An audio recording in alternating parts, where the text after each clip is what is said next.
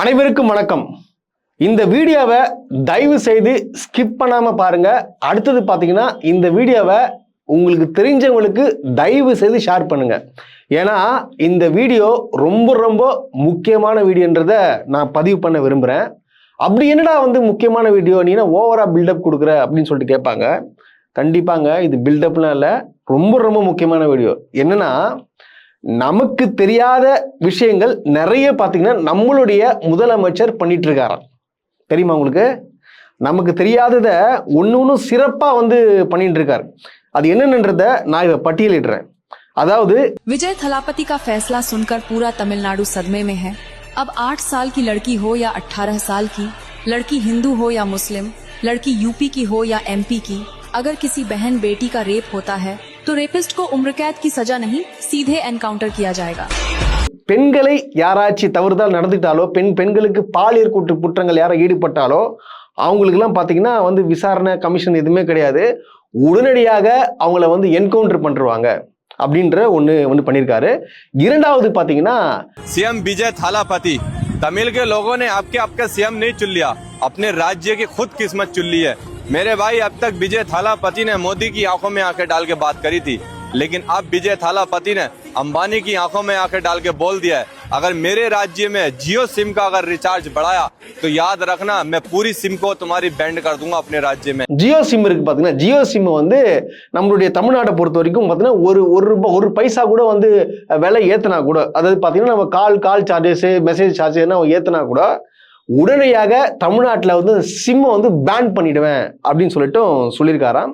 மூன்றாவது பாத்தீங்கன்னா विजय थालापति का फैसला है कि किसी भी मंदिर में दान पेटी नहीं होनी चाहिए। दान पेटी होगी तो सिर्फ और सिर्फ स्कूल, कॉलेज और हॉस्पिटल में, क्योंकि पैसे की जरूरत भगवान को नहीं, स्कूल में बच्चों के लिए अच्छी शिक्षा और हॉस्पिटल में गरीब लोगों को होता है। ये बदलाव सिर्फ तमिलनाडु में क्यों, पूरे इंडिया में क्यों नहीं?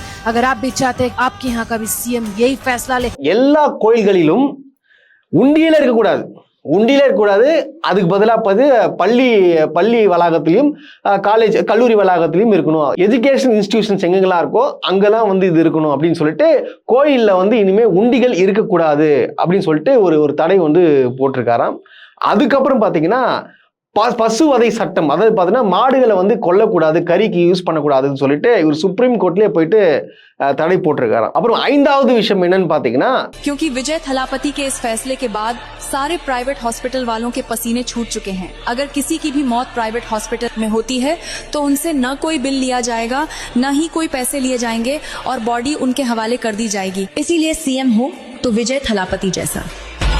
அதாவது இப்போ பிரைவேட் ஹாஸ்பிட்டலில் இப்போ நம்ம யாரோ சேர்க்குறோன்னா அவங்க ஒரு வேளை இறந்துட்டாங்கன்னு வச்சுங்களேன், இறந்துட்டா அந்த காசு செலவை பார்த்தீங்கன்னா தமிழ்நாடு அரசே ஏற்கும்.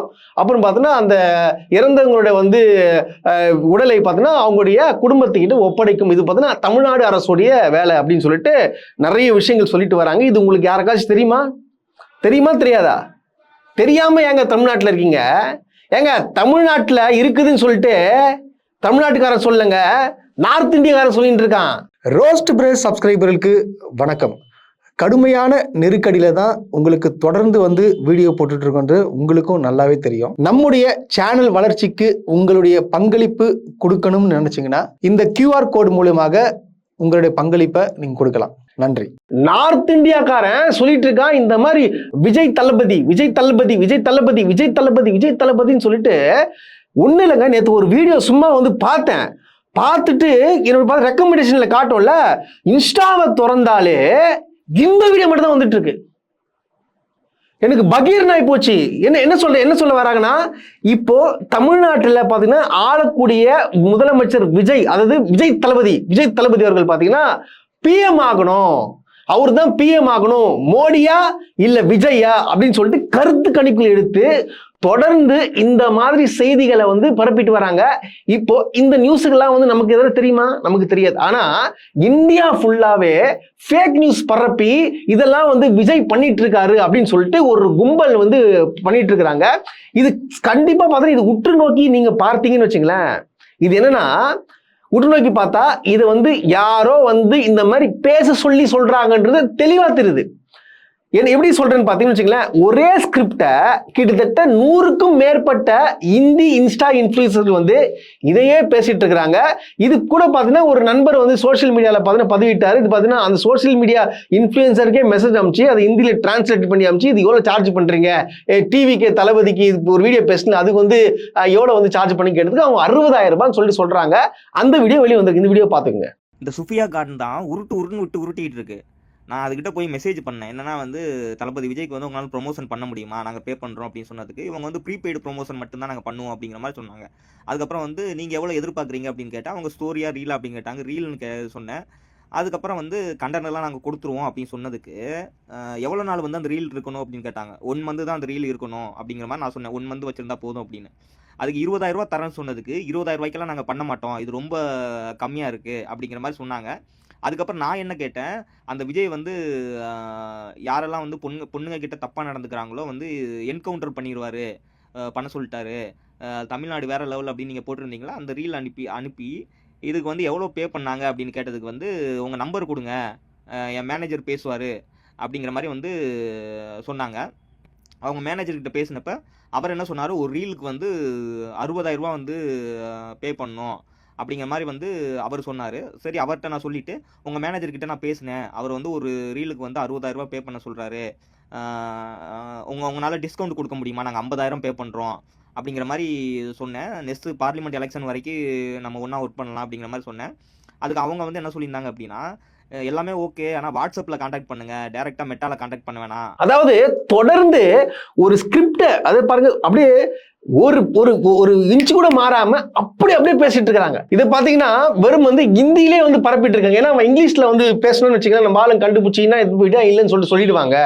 ஆனா பாருங்க எந்த அளவுக்கு ஒரு ஒரு கிளம்பியிருக்காங்க பாருங்க. இப்பவே வந்து ஆரம்பிச்சிட்டாங்க எலெக்ஷன் கேம்பெயின். ஏன்னா இந்தியா ஃபுல்லா பரவணும், நம்மளுடைய எப்படியாச்சு நம்முடைய முதலமைச்சர், நம்ம தமிழ்நாடு முதலமைச்சரை பார்த்தீங்கன்னா பிரதமர் ஆக்கணும் அப்படின்னு சொல்லிட்டு பரவ ஆரம்பிச்சு. நேற்று கூட பார்த்தீங்கன்னா சட்டசபையில் அமைச்சர்கள் வந்து 2-3 பேர் என்ன சொன்னாங்க, வருங்கால பிரதமர்னு சொல்லிட்டு சொல்ல ஆரம்பிக்கிறாங்க. ஸோ இதையே கூட்டி கழிச்சு பார்த்தா யார் இந்த வேலையை பார்க்கறது தான் நம்மளுக்கு தெளிவா அப்பட்டமா தெரியுது. இதை குறித்து பார்த்தீங்கன்னா ஒரு தம்பி டிவிகே இன்ஃப்ளூயன்சர் நினைக்கிறேன், அவர் என்ன பண்றாரு, இந்த மாதிரி காசு கொடுத்துன்னு சொன்னீங்கன்னா அவதூறு பரப்புங்கன்னா அவங்க மேல வழக்கு போடப்படும், அதெல்லாம் வந்து அவங்களே அவங்களுடைய வியூஸுக்காக விஜய் பத்தி பேசுறாங்க. எப்படி உத்தரப்பிரதேஷ் அப்புறம் பார்த்தீங்கன்னா குஜராத் இந்த மாதிரி ஏரியாலலாம் வந்து விஜய் ஃபேன்ஸ் கிளப்லாம் இருக்காங்க. எனக்கு புரியலையே அது எப்படி விஜய் பத்தி பேசினா வந்து வியூஸ் போயிடுமாங்க அந்த இடத்துல பர்டிகுலர் ஏரியாவில். எனக்கு இது எப்படி பேசுறாங்கன்னு சொல்லிட்டு தெரியல. காசு கொடுக்காம எதுக்காக தளபதி விஜய்ன்னு சொல்லணும். இதை விட பெரிய விஷயம் என்னன்னு பார்த்தீங்கன்னாங்க, போயிட்டு தெருவா என்ன பண்றாங்க, இது பப்ளிக் பைட் எடுக்கிறாங்க, மக்களுடைய கருத்து கணிப்பு கேட்கறாங்க. என்ன கருத்து கணிப்புனா, அடுத்த வருங்கால 2029ல யாரு வந்து பிரைம் மினிஸ்டர் ஆகணும், மோடியா இல்ல வந்து விஜய் தளபதியா அப்படின்னு சொல்லிட்டு கேட்கறான். உடனே எல்லாம் என்ன சொல்றாங்க, விஜய் விஜய் விஜய் விஜய் தளபதி விஜய் சொல்லிட்டு சொல்றாங்க. பாருங்க வீடியோ பாருங்க. भाई नेक्स्ट पीएम किसको देखोगे, नरेंद्र मोदी या विजय थालापति? विजय थालापति मेरे को थालापति जैसा सीएम कोई नहीं देखा। थालापति विजय थालापति ऑलवेज नरेंद्र मोदी, विजय थालापति, विजय थालापति, विजय थालापति, विजय थालापति, विजय थालापति, विजय थालापति विजय थालापति। அதிர்ச்சியா இருக்குதுங்க அது. இப்போ இன்ஃப்ளூயன்ஸால இன்ஸ்டாகிராமால நம்ம தமிழ்நாடு மக்கள் நிறைய பேர் பாத்தீங்கன்னா கடந்த திமுக அரசால வந்து பயன்பட்டுக்கிறாங்க. தமிழ்நாடு எவ்வளவு வளர்ச்சி அடைஞ்சிருக்குன்னு சொல்லிட்டு உங்களுக்கு தெரியும். ஆனா அதெல்லாம் வந்து மறைக்கும் விதத்துல தொடர்ந்து அந்த இன்ஸ்டாகிராமால பாத்தீங்கன்னா மக்களையே மறக்கடிக்க வச்சிருக்கிறாங்க. அதாவது அவங்களே நம்ப வச்சிட்டாங்க, நாங்க வந்து எந்தவித நலத்திட்டங்களும் நான் பெறவில்லை, தமிழ்நாடு வளர்ச்சி அடையல, பெண்களுக்கு பாதுகாப்பு இல்லை அப்படின்னு சொல்லிட்டு அவங்க மனசுல பூந்து அதை கலைச்சி அவங்களே பாருங்க விஜய் என்ற ஒரு கவர்ச்சியால சரி ஒரு மாற்றம் வேணுமே அப்படின்னு சொல்லிட்டு தமிழ்நாடு மக்களையே ஓட்டு போட வச்சவங்க இன்ஸ்டாகிராம். புரிதுங்களா? அந்த ஃபேக் நியூஸ் பரப்பி திமுக ஒன்றும் பண்ணல, பாதுகாப்பு இல்லை, அது இல்லை சொல்லி லொட்டு லொசுக்குன்னு ஏதோ பேசி தமிழ்நாடு மக்களை முட்டாளாக்கி இன்னைக்கு பார்த்தீங்கன்னா ஓட்டு போட வச்சு ஜெயிக்க வச்சிட்டாங்க. உண்மை. இப்போ தமிழ்நாடு நிலவரம் என்னன்னு சொல்லி தெரியுதா? இப்போ அடுத்த டார்கெட் என்ன? பிஎம். அடுத்த டார்கெட் என்ன? அமெரிக்கா ஜனாதிபதி. இப்போ அடுத்தது அமெரிக்கா, சிங்கப்பூர், ஆஸ்திரேலியா எல்லாத்துக்கும் போயிடுவாங்க. அப்புறம் என்ன ஆக போகுதுன்னா இந்த உலக நாடுகள் அனைத்துக்குமே பார்த்தோன்னா விஜய் தான் வந்து ஹெட் ஆக்கணும், விஜய் தான் வந்து உலக பிரதமர் ஆக்கணும் அப்படின்னு சொல்லிட்டு ஒரு பிளான்ல வந்து போயிட்டு இருக்கு. ஒன்றுனா போயிட்டு இருக்குங்க. இது எப்பாற்பட்ட அதிர்ச்சி ஊட்டும் விஷயமா இருக்கு. நீங்க கொஞ்சம் சிந்திக்கணும். தயவு செய்து இது வந்து தட்டி விட்டு போற விஷயம் இல்லை. கொஞ்சம் சிந்திங்க. நம்ம வந்து எப்பாற்பட்ட ஒரு ஆட்கள் கிட்ட நம்ம மாட்டின்னு இருக்கோம் அப்படின்னு சொல்லிட்டு. அப்ப இந்தியாவே குத்தி கொடுக்குறாங்கன்னா அப்போ நம்மளால என்ன ஒன்றும் புரியலங்க. இங்க பாருங்க, நமக்கு தெரியாமே விஜய் பண்ணாததெல்லாம் பண்ணேன்னு சொல்லிட்டு பரப்பிட்டு இருக்கிறாங்க.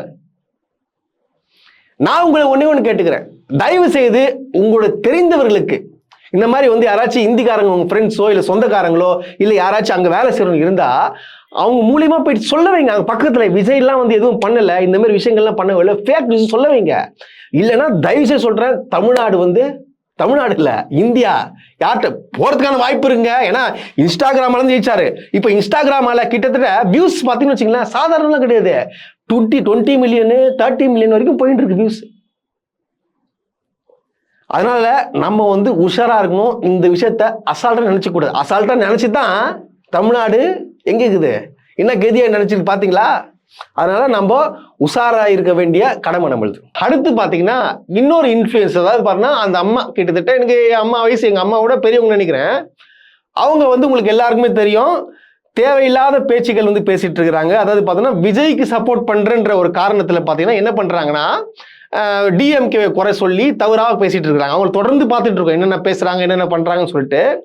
இவங்க யாருன்னு பார்த்தீங்கன்னா இவங்க வந்து நாடகத்தை நடிச்சிருக்காங்க. இவங்க பார்த்தீங்கன்னா ஒரு இன்டர்வியூ, சின்ன ஒரு இன்டர்வியூ நான் ஒன்று பார்த்தேன். அதாவது பார்த்தீங்கன்னா சினி உலகத்தில் எதுவும் கொடுத்துருக்குறாங்க. அதாவது பெண்களை குறை சொன்ன அப்படின்னு சொல்லிட்டு எகிர்றாங்க. பெண்களை பத்தி தவறா பேசாதீங்க, அசிங்க பேசுங்க அவ்வளவுதான் அப்படின்னு சொல்லிட்டு குதிக்கிறாங்க. விஜய்க்கு பயங்கர சப்போர்ட். விஜய் யாரை வந்து சப்போர்ட் பண்ணலாம், த்ரிஷா துணை முதலமைச்சர் ஆக்குறதுல இருந்து எல்லாமே பேசிட்டு இருக்கிறாங்க. இந்த இந்த இந்த ரியாக்ஷன் மட்டும் பாருங்க. இந்த 10 மினிட் போயிட்டே போடுப்பா. த்ரிஷா அவர்கள் அசிங்கமா பேசின எல்லாரையுமே நாங்களும் கேள்வி கேட்டுட்டு தான் இருக்கோம். அது தப்பு, அது தப்பு. நான் பார்த்துட்டேனாக்கா அடிச்சு விடுறா, யாரா இருந்தா என்ன, அடங்கி ஒரு இன்னொரு முறை நேருக்கு நேர நின்று எவகிட்ட வேணாலும் சண்டை போட்டுக்க. அசிங்கமான வார்த்தையோ ஒரு பெண்ணை இழிவுபடுத்தி பேசுறதோ நான் விட மாட்டேன். பாத்தீங்கன்னா இந்த வீடியோவை இதுல வந்து குதிக்கிறாங்க. இவங்க யாருன்னு சொல்லிட்டு அனலைஸ் பண்ணி பார்த்தாக்கா இவங்க யாரு தெரியுமா? அதாவது விஜயோட பயங்கர ஆதரவாளர். இவங்க ஏன் விஜய்க்கு பயங்கரமா ஆதரவு கொடுக்குறாங்க அப்படின்னு சொல்லிட்டு உற்று கவனிச்சு பார்த்ததுன்னு தெரியுது. மேட்டுக்குப்பத்துல இவங்க இருக்கிறாங்க. அதாவது பாருங்க, மதுரவாயல் தொகுதியில மேட்டுக்குப்பம்ல இருக்கிறாங்க. இவங்களுக்கு 2 பசங்க. 2 பசங்கள்ல ஒரு பையன் தான் தினமும் பார்த்தோன்னா அவங்க அம்மா கிட்ட வந்து வீடியோ எடுத்துட்டு இருப்பான், அம்மா பேச சொல்லி கேட்டுட்டு இருப்பான். நீங்களும் பார்த்துருப்பீங்க. இப்போ 2வது மகன் எங்கன்னு சொல்லிட்டு கேட்டீங்கன்னா அவங்க சொல்ல மாட்டாங்க. அந்த பையன் பேர் சத்யபிரகாஷ். அவன் இப்ப எங்க இருக்கான்னு பாத்தீங்கன்னா ஜெயில இருக்கான். திமுக ஆட்சியில என்ன பண்ணிருக்காருன்னா சாரு பாத்தீங்கன்னா ஒரு துணை நடிகர்கள்லாம் வந்து ஒரு ஏஜென்டா செயல்பட்டு சினிமா துறையில இருக்காப்புல. அதுல இருந்துட்டு பெண்களுக்கு வாய்ப்பு கொடுக்குன்னு சொல்லிட்டு ஒரு 17 வயது பெண்ணை போயிட்டு வாய்ப்பு வாங்கி தரேன்னு சொல்லிட்டு தவறா நடந்திருக்காரு. அதனால அவர் மேல போக்சோ வழக்கு போட்டு சிறையில வச்சிருக்கிறாங்க. இப்போ எதனால இவங்க விஜய்க்கு சப்போர்ட் பண்றாங்கன்றது உங்களுக்கு புரிஞ்சிருக்கும். இவங்க நினைச்சிட்டு இருக்காங்க விஜய்க்கு ஆதரவா பேசினா நம்ம மகனை வந்து என்ன பண்ணுவாரு, காப்பாத்தி கூட்டு வந்துருவாரு அப்படின்னு சொல்லிட்டு பேசிட்டாங்க. இப்போ இந்த அம்மா வந்து என்ன சொல்றாங்க, பெண்களை பத்தி யாரும் தப்பா பேசுனீங்க அவ்வளவுதான்.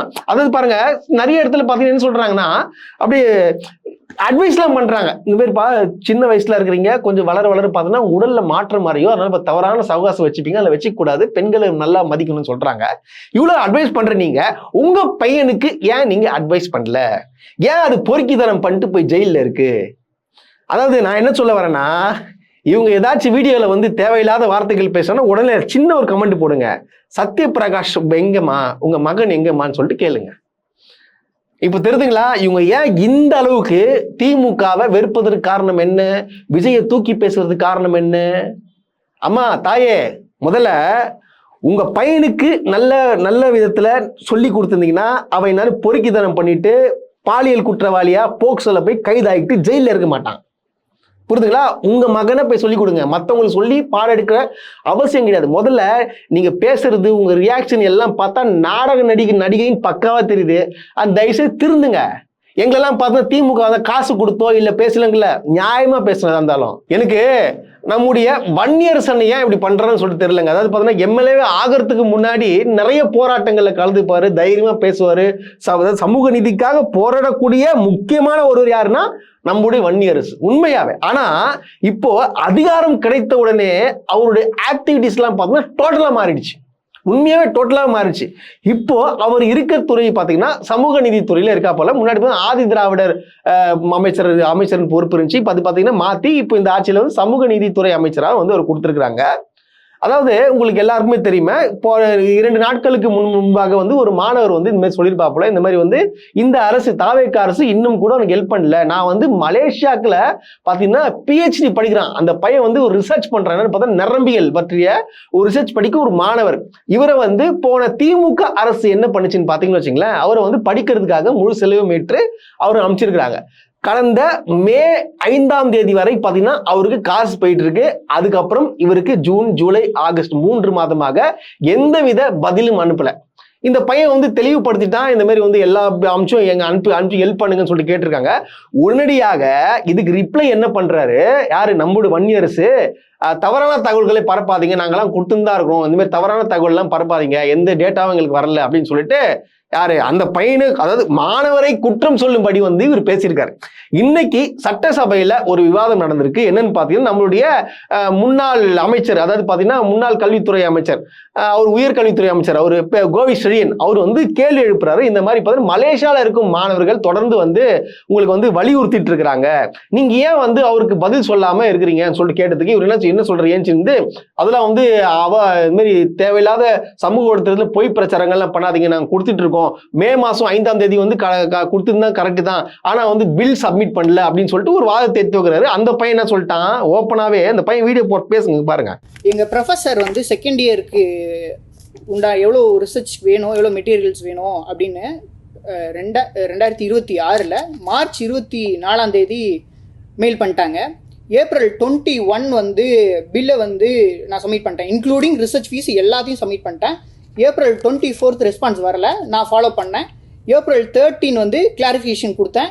ஜூன் 8 வந்து ஃபாலோஅப் மெயில் போட்டேன். ஜூன் 29 கொட்டேஷன் அனுப்பினேன். அதுக்கப்புறம் எந்த ரெஸ்பான்ஸும் வரல. தொடர்ந்து மெயில் அனுப்பினேன், எந்த ஒரு ரெஸ்பான்ஸும் வரல. அதுக்கப்புறம் அண்ணன் வன்னியரசை வந்து என்னுடைய வெல்விஷஸ் மூலியமாக முயற்சி பண்ணி பார்த்தேன். ஃபஸ்ட்டு அவர் வந்து 20ஆம் தேதி 7வது மாதம் 2026 ஃபஸ்ட்டு மனு அவருக்கு அனுப்பினேன். அவசர மனுவாக 11/08/2026 செகண்ட் மெயில் அனுப்புனேன். என்னுடைய வெல்விஷஸ் வந்து அண்ணனுங்க வந்து தொடர்ந்து வன்னியரசு அண்ணனை வந்து பார்க்க முயற்சி பண்ணாங்க. அவர் நான் பேசுகிறேன், நான் பண்ணுறேன்னு டைரக்டருக்கு பேசுகிறாரு. ஆனால் இந்த பில்லு விஷயத்த அவர் இன்ன வரைக்கும் பேசவே இல்லை. இப்போ இது சோஷியல் மீடியாவில் வைரல் ஆன உடனே அந்த ஸ்டூடெண்ட் வந்து பில்லு அனுப்பலை அப்படின்னு சொல்கிறாரு. பாதிக்கப்பட்டு எதுவுமே நடக்கலை அப்படின்னு சொல்லி நான் என்னுடைய மனக்குமுறலையோ மனவேதனையோ நான் ஒரு சோஷியல் மீடியாவில் வந்து சொன்னால், நீ வந்து பில்லு சப்மிட் பண்ணல, அதை பாதிக்கப்பட்டவங்க மேலேயே வந்து ஒரு நெரேட்டிவை செட் பண்ணி இந்த ஸ்டூடெண்ட்ஸ் இப்படி தான் அப்படின்னு நீங்கள் செட் பண்ணுறேன், உங்களுக்கு மனசாட்சி இருக்கா இல்லையான்னு எனக்கு தெரியல. வீடியோவில் தெளிவாக சொல்கிறாரு பாருங்க, நான் பில்லுலாம் சப்மிட் பண்ணிட்டேன், எல்லாம் பண்ணிட்டேன் அப்படின்னு சொல்லிட்டு சொல்கிறாப்புல.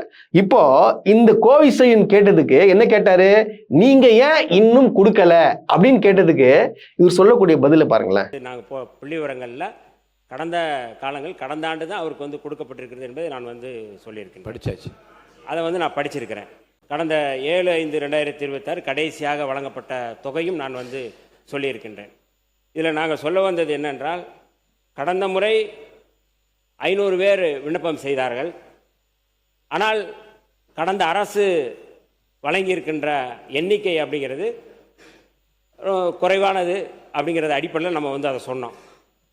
மொத்தம் கடந்த முறை வழங்கியிருக்கின்ற அந்த எண்ணிக்கையை விட இந்த முறை வந்து 3 மடங்கு நாங்கள் அதிகமாக கொடுத்துருக்கிறோம். கேட்ட கேள்வி என்ன, நீங்க கொடுத்தீங்களா கொடுக்கலையா, எப்போ கொடுப்பீங்க? அதுதான் யார் கேட்கிறா, முன்னாள் அமைச்சர், முன்னாள் உயர்கல்வித்துறை அமைச்சர் திரு கோவி செழியன் கேட்கிறார்.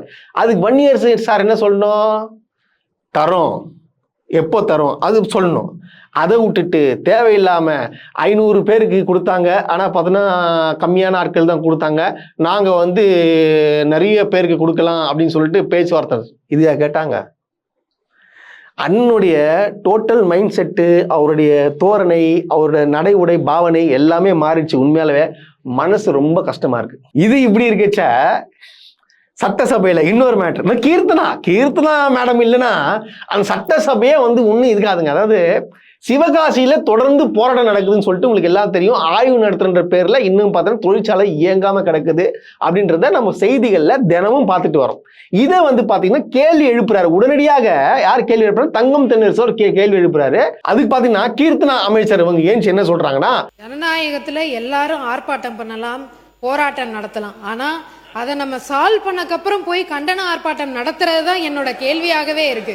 எல்லாரையும் நம்ம தொழிலாளர்கள் பாதிக்கப்படக்கூடாதுன்னு சொல்லி நம்ம தொழிலாளர் நலத்துறை அவர்கிட்டையுமே பேசி 2 மணி 3 மணி மேல இருக்க அரசாங்கத்திட்டையும் நம்ம பேசி எல்லாத்தையும் சால்வ் பண்ணக்கப்புறம் கண்டன ஆர்ப்பாட்டம் நடத்துறது மட்டும்தான் என்னுடைய கேள்வியா இருக்கு. அதனாலதான் இங்க வந்து அரசியல் பூத்தப்படுது, இது அரசியல் ஆக்குறாங்க அப்படின்ற ஒரு காரணத்தை நாங்க வந்து ஆய்வுகள் நடத்தி முடிச்சாச்சு. அங்க தொழிற்சாலையில மக்கள்லாம் வேலை செய்ய போயிட்டாங்க.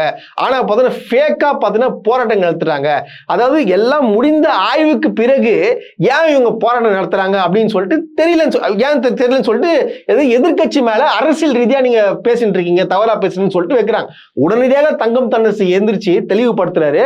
ஏமா நாங்க மட்டும் வந்து போராடலாமா, அங்க உள்ள மக்கள் எல்லாம் வந்து போராடிட்டு இருக்கிறாங்க. நீங்க வந்து இன்னும் பாத்தீங்கன்னா அதாவது சில இடத்துல முறைகேடு நடக்கும் இடத்துல பார்த்தா நீங்க ஆய்வு நடத்துறது வந்து போய் கரெக்ட். ஆனா எல்லாம் சரியா போற இடத்துல முறையாக பட்டாசு தொழிற்சாலை நடத்தும் நிறுவனங்கள்ல நீங்க போய் இன்னும் ஆய்வு நடத்திட்டு இருக்கீங்க. அங்க இன்னும் மூடாம பாத்தீங்கன்னா நிறைய பேர் வந்து போராட்டம் பண்ணிட்டு இருக்காங்க, இன்னும் திறக்கவே இல்லைன்னு சொல்லிட்டு சொல்றாங்க. அவர் கேட்கிறாரு, எதுக்குங்க அதாவது ஆலை தந்துச்சுன்னா எதுக்கு மக்கள் போராட்டம் பண்ணணும்? உண்மையாவே அங்க வந்து ஆய்வு நடத்துன்ற பேர்ல இன்னும் தொழிற்சாலைகள் மூடிதான் இருக்குன்றதை தெளிவுபடுத்துற. புரிதுங்களா? அதாவது இப்ப பாத்தீங்கன்னா தமிழ்நாடு ஃபுல்லா பரவுது. இவங்க வந்து சிவகாசி தொகுதிக்கு சரியா வரது இல்ல, இவங்க சொன்ன தேர்தல் வாக்குறுதியில ஒன்னும் பண்ணவே இல்லை, இன்னும் ஆலைகள் வந்து சில நிறைய ஆலைகள் பாத்தீங்கன்னா மூடிதான் இருக்கு, அதனால போராட்டம் நடத்திட்டு இருக்கு, எல்லாருக்கும் தெரியும். சோ இதை வந்து மாற்றும் விதமாக சட்டசபையில இந்த மாதிரி வந்து ஒரு குற்றச்சாட்டு பொய்யா, அது தெரியல, அவங்க பேசுறதே வச்சு கண்டுபிடிச்சிடலாம் யாரு உண்மையை பேசுறா யாரு பொய் பேசுறான்னு சொல்லிட்டு. ஆனா அந்த கீர்த்தனா மேடம் வந்து பேசினா மட்டும் என்ன எனக்கு ஒன்றும் புரியலங்க. ஆனா இன்னும் இது இவங்க வந்து திறந்துட்டேன்னு சொல்றாங்களே, பக்காவா எவிடன்ஸோட டீட்டெயில் எடுத்து போடுங்க. ஏங்க இந்த தொழிற்சாலை இயங்குது, இந்த பேர் கொண்ட தொழிற்சாலை இயங்குன்னு சொல்றதானே, ஏன் சொல்ல மாட்டாங்க? அப்போ இப்ப தெரிஞ்சுங்களா யார் உண்மை சொல்றா யார் பொய் சொல்றான்னு சொல்லிட்டு. இதெல்லாம் சிந்திக்கணும். அதாவது மக்கள், சிவகாசி தொகுதி மக்களே பார்த்துங்க, நீங்க தேர்ந்தெடுத்த எம்எல்ஏக்கள் வந்து என்ன சொல்றாங்கன்னா இப்ப ஆலைகள்லாம் சிறப்பா இயங்குது அப்படின்னு சொல்றாங்க. இது இருக்கா இல்லையான்றத நீங்க தான் வந்து பார்க்கணும். அதாவது பாத்தீங்கன்னா நம்முடைய மதுவிலக்குத்துறை அமைச்சர், அவர் மாண்புமிகு அமைச்சர் விக்னேஷ் அவர்கள் பாத்தீங்கன்னா அவர்களை நோக்கி வந்து சிவி சண்முகம் வந்து கேட்கிறாப்புல, ஏங்க கடையை நீங்க மூடணுன்றீங்க, அப்புறம் ஏங்க வந்து அந்த மூடின கடையை எடுத்துன்னு வந்து மக்கள் வந்து அதிகம் நடமாடம் இடத்துலையும் சரி, அப்புறம் பாத்தீங்கன்னா கிராமத்துல எடுத்து வைக்கிறீங்களா, மக்கள் தொடர்ந்து போராட்டம் நடத்திட்டு இருக்கீங்களா, நியாயமாகன்னு கேட்டதுக்கு இல்ல அப்படிலாம் ஒண்ணும் கிடையாதுன்னு சொல்லிட்டு ஒரு அரசாணையை படிக்கிறாப்புல. அரசு அதிகாரிகள் கொடுத்த நீங்க பாத்தீங்கன்னா உங்களுக்கு அப்படிதான் இருக்கும். போய் ஆய்வு பண்ணிட்டு பேசணும். அது தெரியாம இஷ்டத்துக்கு வந்து பேசினா எப்படி? இந்த வீடியோ பாருங்க. செஞ்சி வட்டம் ஜம்போதி கிராமத்தில் ஏற்கனவே செயல்பட்டு வந்த கடையானது கடை எண் 11,610 நில பிரச்சனை மற்றும் வாடகை பிரச்சனை காரணமாக இடமாற்றம் செய்ய வேண்டிய சூழல் ஏற்பட்டது. அதன் காரணமாக மாவட்ட ஆட்சியரின் பரிந்துரையின் பேரில் திண்டிவனம் வட்டம் நடுவனந்தல் கிராமத்தின் எல்லையில் 19/8/2026 அன்று இடமாற்றம் செய்யப்பட்டது. மேற்படி கடையின் அருகே பள்ளிகளோ கல்லூரிகளோ வழிபாட்டு தலங்களோ ஏதுமில்லை. மேலும் இந்த கடையிலிருந்து 1.5 கிலோமீட்டர் தொலைவிற்கு குடியிருப்புகளும் இல்லை என்பதை தெரிவித்துக் கொள்கிறேன். இஷ்டத்துக்கு வந்து எதனா வந்து பேசிட்டு மாட்டிக்கிறாப்புல மாண்புமிகு அமைச்சர் விக்னேஷ். அது போக பாத்தீங்கன்னா எல்லாரும் கேள்வி எழுப்புறாங்க, நாங்க வந்து 717 கடையை வந்து நீங்க மூணுன்னு சொல்றீங்களே, அதுக்கான எவிடன்ஸ் டீடைல்ஸ் இன்னமும் நீங்க ஜியோவா எதுக்கு நீங்க கொடுக்கலன்னு கேட்டதுக்கு ஒண்ணு நாங்க தரோம், இன்னைக்கு ஈவினிங்குள்ள நாங்க தரோம், இந்த மாதிரி பாத்தீங்கன்னா கடை நம்பர் மட்டும் இல்லாம என்ன தரோம்னு பாத்தீங்கன்னா அட்ரஸோட சேர்த்து தரோம் அப்படின்னு சொல்றாப்புல. இன்னைக்கு ஈவினிங் வரைக்கும் வெயிட் பண்ணலாம். எந்தெந்த கடையை மூடிருக்காங்க, மூடின கடை எங்க திறந்திருக்கு அப்படின்றத இன்னைக்கு தெளிவா தெரிய போகுது. இது தெரியாம சட்டசபையில நம்மளுடைய மாண்புமிகு அமைச்சர் விக்னேஷ் அவர்கள் சொல்லிட்டாரு. பொறுத்திருந்து பார்ப்போம் என்ன நடக்குதுன்றத. இவ்வளவு தூரம் எல்லாரையும் பத்தி பேசிட்டேன், ஆதவ அர்ஜுனா பத்தி பேசாம இருப்போமா? நம்முடைய மாண்புமிகு அமைச்சர் அதாவது பாருங்கன்னா என்னென்ன மக்களுக்கு என்னென்ன பணிகள் செஞ்சிருக்கீங்க, மக்களுக்கு என்னென்ன திட்டங்கள் கொடுத்துன்னு கேட்டதுக்கு உடனே ஏஞ்சி திடீர்னு என்ன சம்மந்தமே பேசுறா போல. அது வந்து நம்ம வந்து கருணை அடிப்படையில் கொடுக்கக்கூடிய அரசு எங்களுது கிடையாது. இதெல்லாம் இலவசம்ங்கிறது வார்த்தையே தவறு. இதை உரிமை, மக்களுடைய உரிமையை நாங்க வந்து கருணையில கொடுக்க மாட்டோம் எந்த திட்டங்களையும், அது உரிமைங்க, மக்களோட உரிமைன்னு சொல்லிட்டு சொல்றாப்புல. அதாவது என்ன உரிமை, என்னது, யாரு உரிமை? உரிமை திட்டத்தை யாரு கொடுத்தது? யாரு? மகளிர் உரிமை திட்டம் கொடுத்தது யாரு? நம்மளுடைய முன்னாள் முதலமைச்சர் மு.க. ஸ்டாலின். அவர் தான் சொன்னாரு. என்ன சொன்னாரு? இந்த மாதிரி வந்து இது இலவசம் என்று சொல்லக்கூடாது, இது மக்களோட வரி பணம், இது மக்களுக்கு கொடுக்க வேண்டிய நம்மளுடைய, அவங்க கேட்டோம் அவங்களோட உரிமை தொகை, அதனால வந்து இதை தயவு செய்து யாருமே உதாசனப்படுத்தக்கூடாது, இலவசம் என்ற வார்த்தை வரக்கூடாதுன்னு முன்னாள் முதலமைச்சர் மு.க. ஸ்டாலின் சொன்னதை எடுத்துட்டு வந்து இப்போ சட்டசபையில பேசுறாப்புல. அதாவது இப்ப என்ன சொல்ல வர்றாருன்னா, இன்னொரு விஷயத்தை பதிவு பண்றாரு. என்னன்னா பார்த்தீங்கன்னா, அரசு ஆஸ்பத்திரியில எல்லா எம்எல்ஏக்களும் போய் ட்ரீட்மெண்ட் எடுக்கணும் அப்படின்னு சொல்றாப்புல. அந்த மாதிரி வந்து நாங்க செட் பண்ணுவோன்றாப்புல. எனக்கு இதுக்கப்புறம் வந்து அரசு ஆஸ்பத்திரியில் தான் ஆதவர்ஜுனா வந்து ட்ரீட்மெண்ட் பார்ப்பாரு. அப்புறம் வந்து நம்மளுடைய முதலமைச்சர், மாண்புமிகு முதலமைச்சர், அவரோட தொகுதியில பெரம்பூர்ல இருக்கிற அரசு ஹாஸ்பிட்டல்ல அங்கதான் ட்ரீட்மெண்ட் பார்ப்பாருன்னு சொல்லுங்க பார்க்கலாம். பார்ப்பாரா? எனக்கு புரியல. ஏதாச்சும் ஒண்ணு சொல்லனா சொல்லி விட்டு போயிடுறது. இப்படிதான் தொடர்ந்து சட்டசபையில இந்த மாதிரி விஷயங்கள் நடந்துட்டு இருக்கு. ஆனா ஒண்ணுங்க, சட்டசபையில கேலி கூத்து காமெடியெல்லாம் நடக்குது, இது இருக்கட்டும். இருந்தாலும் நான் ஃபர்ஸ்ட் சொன்னேன் பாத்தீங்களா, ஒரு மிகப்பெரிய மாஃபியா இந்தியா முழுவதும் விஜய் செய்யாததெல்லாம் செஞ்சேன், அது பாருங்க அடுத்த பிரதமர் அவர் தான் சொல்றாங்க பாருங்க. இதை தயவு செய்து எல்லார்கிட்டையும் பரப்புங்கன்றத தாழ்மையுடன் கேட்டுக்கொள்கிறேன்.